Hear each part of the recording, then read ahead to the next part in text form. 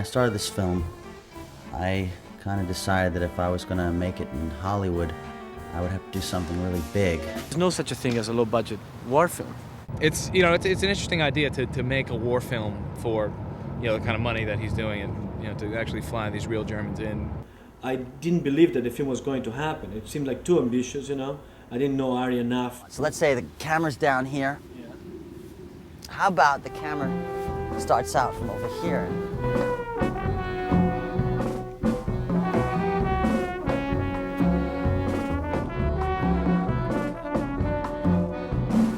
I remember when Ari was asking me to write the German side and the Italian side, I got hold of this book called Last Letters from Stalingrad. Did you get a chance to read that? No, I haven't read that book. It's all letters from soldiers, German soldiers, in the eve of destruction, when there was no hope left. They knew they were going to die. The last airplane was going to leave to go back to Germany, and they were told by the commanders to write a final letter to their families. And it's amazing, the very young men, others officers, some incredibly disillusioned with the Reich, others still swearing and dying for it, unconditionally. I went first to Germany to do casting. I flew into Düsseldorf, and there I was lucky enough to get some top casting agencies through a friend of mine, Yuri Wiesner, who helped me with the casting, and also through another good friend of mine, Michael Sugar, who I met on a shoot in New York. Between these two guys, I was able to bring in some really great actors. Michael provided me with the facilities to shoot in and do the casting auditions, and Yuri provided me with the great casting agencies. In the course of a week, I saw all the actors I needed. These guys were great. Out of 20 actors that I saw, I ended up casting 8 of them, as opposed to auditions in New York, where I would see 200 actors, and I'd cast maybe 6.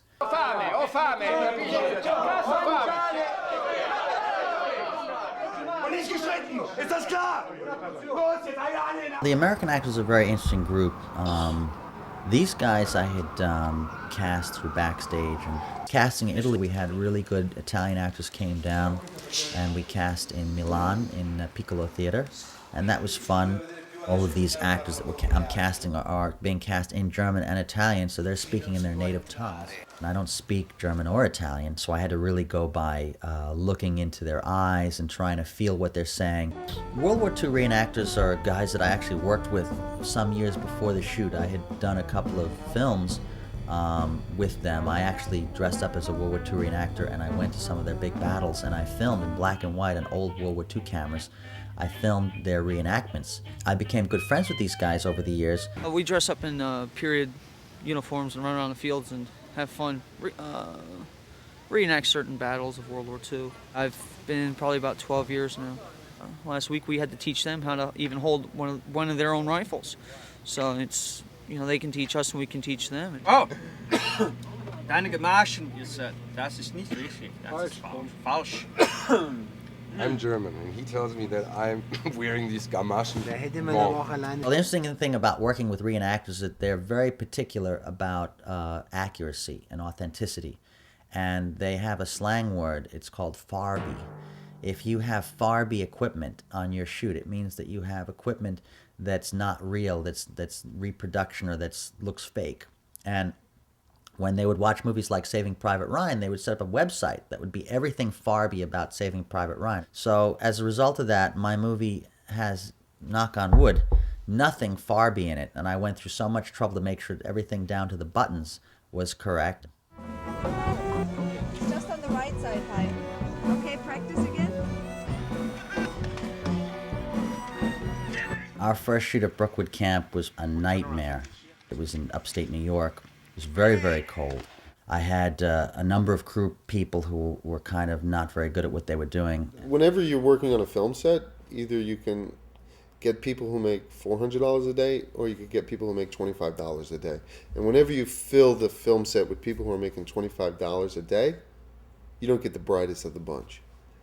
Disaster number 1 was that something was wrong with the camera equipment. We had checked out the camera equipment before the shoot, and we'd had it serviced and set up, and all the lenses had been collimated and checked, and we had the camera, the ground glass tested and everything. And we went out and we shot. We shot about a week of stuff, and we had the stuff sent to a lab in California, so we didn't get the footage back until 10 days into the shoot. Well, lo and behold, 40% of the footage came back out of focus.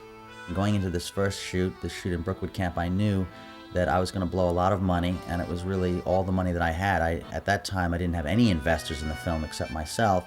We didn't find out until the shoot wrapped, that first shoot wrapped 3 weeks later, that in fact screws were missing in the camera. The house that serviced the camera before the shoot actually left screws out of the camera, and the whole ground glass backplate was loose inside the camera, shaking around in there.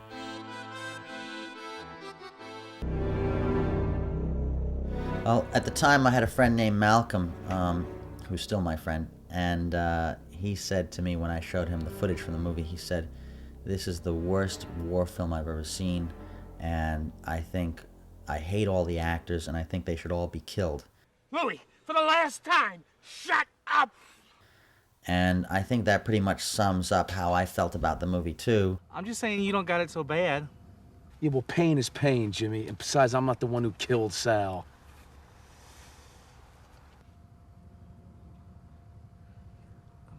Here you go. What the fuck? Jesus, the fuck, Jimmy? The fuck you doing throwing me my thumb like I could screw it back on or something? I'm sorry, I just didn't know what to do with it.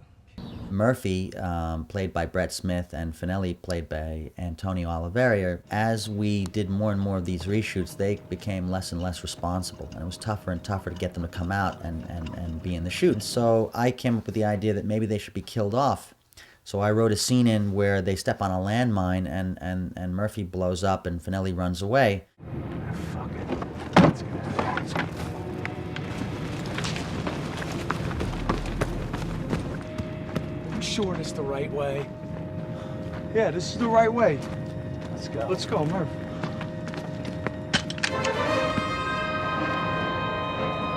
I remember me and Antonio, for a while, they were being real pains in the ass, just screwing around, joking around, getting on your nerves, because I remember a lot of times, come on, guys, come on, this is getting a little ridiculous. So I figured, uh-oh, is he going to kill us all here? What if he just throws away everything we did in the beginning and has to step on a mine 20 minutes into the movie? And they kind of knew that I was killing them off prematurely because they were supposed to be at the end of the movie. You know what it is? What we were worried about was that, we're not going to, this film is probably our glory. We're going to show our kids these films. This is, to us it's a big deal. So we wanted it, we wanted that ending to be the right way. We didn't want to just get killed off like a bunch of schmucks. What everybody had kind of lost sight of was that there were two stories. There was the American side and the German side, and they were never really written to stand alone. So Kai Ribera, the other writer, and myself, we came up with this character Rossini to act as a bridge between the American side and the German side. When Ari asked me to write these new scenes, for the American side, and we talked about a few concepts, this character Rossini came, right? He was like a wine dealer, a survivor, a man who would strip medals from corpses, along the battlefield after the conflict. In 1997, I went for the first audition, an audition as a soldier for The Fallen. I ended up not casting him, and I didn't see him for another 2 years, and I felt bad about this because I really liked his acting. I thought he was very funny, and he would have been a great Salvatore. But he didn't end up coming back until 2 years later when he got recast as the part of Rossini. I think that was the beginning of the turning point of my film. That really saved me, and that saved the film. You ready? Si può solo muovere una casella alla volta.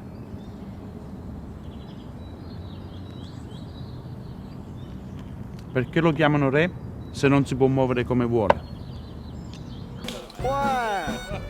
Oh, mi pare bello, mi pare proprio un Giuliano adesso. Un bambino Giuliano, mi pare.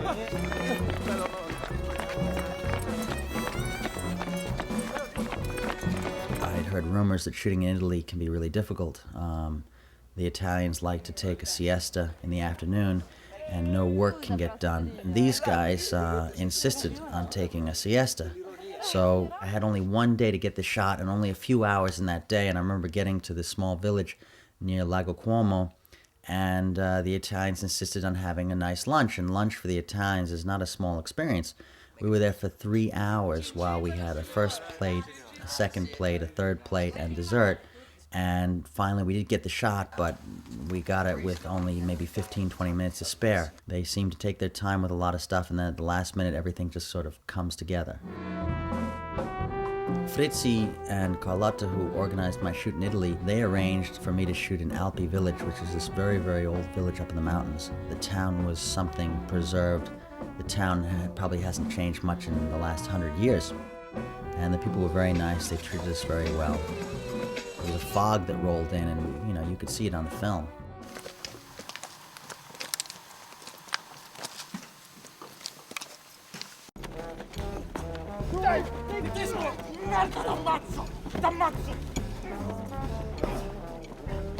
We had to build this big bunker, and it had to be built from scratch. Cyrus Lee, I had met at one of the World War II reenactments, and he designed the German wardrobe, and he also helped construct this bunker. And luckily, there was some large equipment, some kind of digging machine, a couple of backhoes, and they dug this thing out in a couple of hours. They dug this incredible bunker out, and Joanna Wright, who's my art department, she helped put this thing together. She did great work, and I was really happy with it. She was dedicated. She was there from the beginning to the end.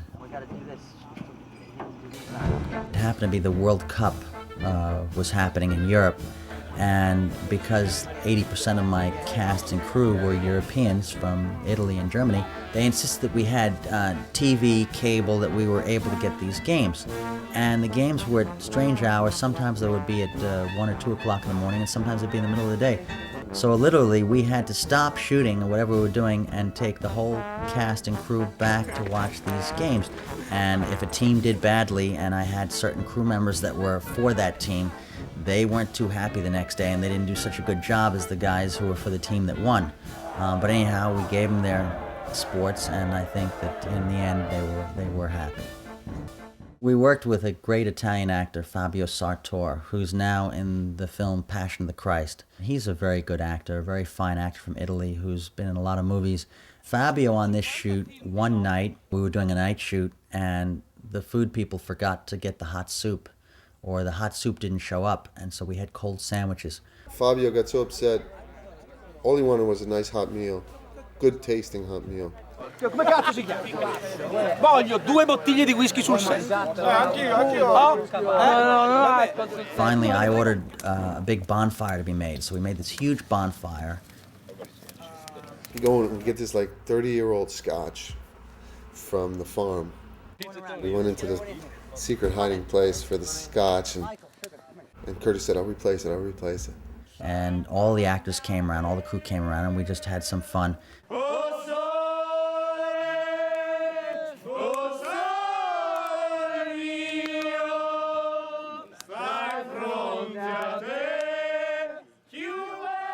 Once Fabio got the 30-year-old scotch, his spirits improved.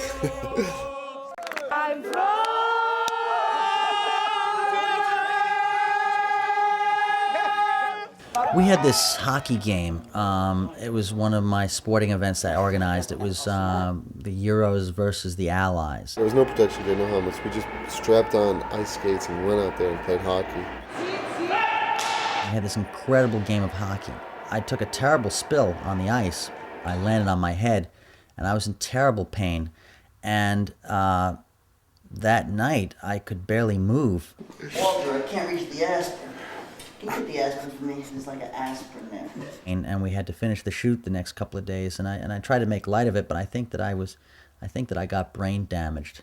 Ari loves to be in the middle of chaos and confusion. He comes into his own when everything is going crazily wrong, and somehow he can battle his way through. There you go. Jump out, get out.